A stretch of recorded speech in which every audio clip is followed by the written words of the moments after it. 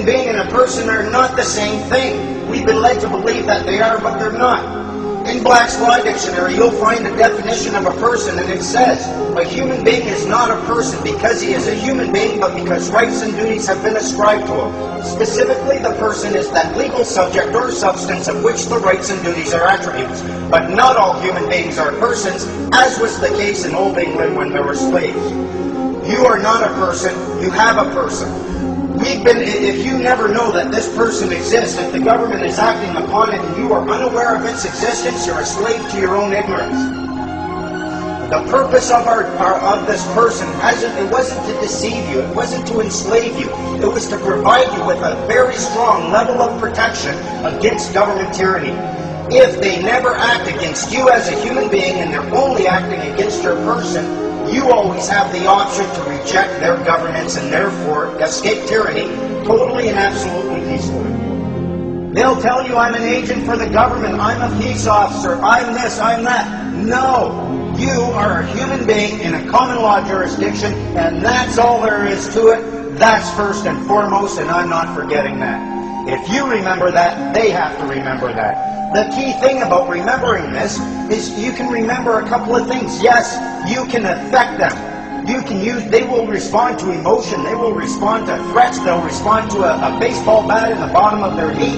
They will respond. They will also respond to love, compassion, and truth. They are human beings, and if you treat them with the dignity that all human beings are worthy of, they will respond as a human being as well. Don't look at them as anything more than simply a human being using a tool. And the tool that they are using is words.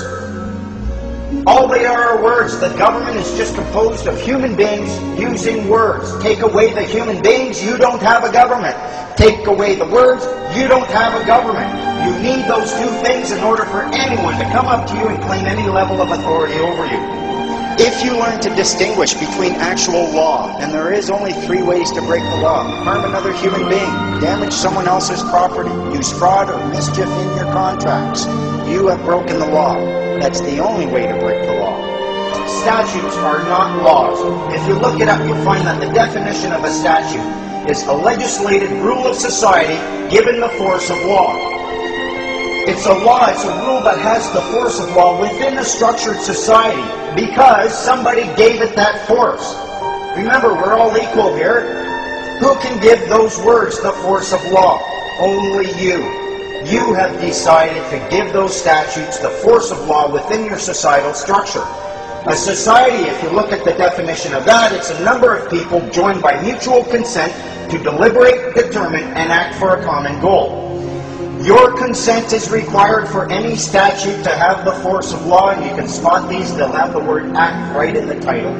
Point out the word act to any government agent asking or claiming authority over you. Say, what exactly does that word right there mean? And you will be 2 steps away from consent. You have every right in the world to stand right up and claim the status of a child of God. But the moment you do that, you do accept a lot of responsibility, because then you have to look at everyone else with the same eyes. We want remedy. We want our power back.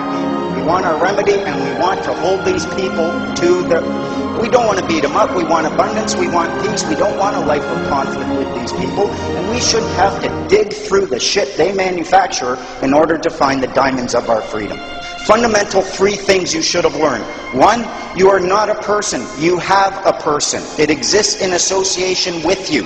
Statutes are not laws. They do not apply to you. They apply to your person.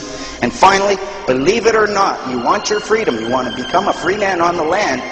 You have to treat these people with compassion, regardless of what they've done to you, and I know how difficult that can be. There's a maxim in law, a Roman maxim that says, let he who would be deceived, be deceived. If you aren't even willing, if someone comes up to you and says, you have to do this, why? Oh, how do you know that? Everybody knows it. Oh, really? Nobody read the act, but everybody knows it. You start reading these acts and you start finding the remedy within it. These people have a duty to understand and to distinguish between statute and law. They've been dealing with us for so long with people who are essentially ignorant that we don't even distinguish between statute and law, so they assume that you are going to be there. They'll say, oh, you broke the statute, you broke a law, I want to give you a ticket. And then they'll say, I need to see your ID, and if you don't show me ID, I'm going to arrest you for obstruction of justice. I've had cops do this to me, SkyTrain cops. The fact is, though, until they see ID, they have absolutely no evidence of the existence of a person who is liable under the statute. So they're putting the cart before the horse. They're saying, I see a human being, the access person must produce a proof of fare. You're a person, I'm giving you a ticket, now you have to show me your ID so I can give you a ticket, because they've been told, if you don't see ID, you can't give a ticket. They know this, but they're putting the cart before the horse. If they come up to you and what they like to do, they use presumption and assumption so often, they won't even ask you a question. They come to the window, driver's license, registration, insurance, look at them and say, apples, bananas, and pears? You're not making any sense. Like, you used a complete sentence? What is it you want? Do you have a driver's license, registration, and insurance? Or may I see it, is usually what they would ask, because they're operating upon a presumption too. You ask them, are you willing to claim under full commercial liability that I have an obligation to have such a thing in order to exercise my common law rights? And of course you don't. In order to find your Freeman status, you will need to distinguish. There is a maxim in law that says, he who distinguishes well, learns well. He who questions well, learns well. If you cannot question, you cannot distinguish, you are going to end up being a slave to them. The reason questioning is so powerful, if they ask you a question, you ask them a question right back. We're equal. We're playing tennis. The goal is to get them to answer the question first, answer none of their questions.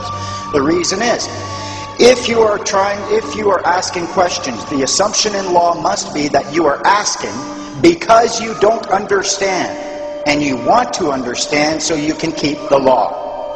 The assumption is, and therefore, as long as you are continually asking questions, they can't do anything. They can't claim you're obstructing justice. They can't claim that you're not that you're in violation of any statute. Just keep asking questions.